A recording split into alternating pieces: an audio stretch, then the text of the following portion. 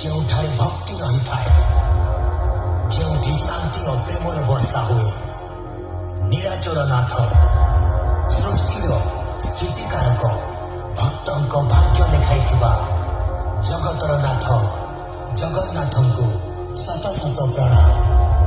Jay Jagannath, Jay Jagannath, Jay Jagannath.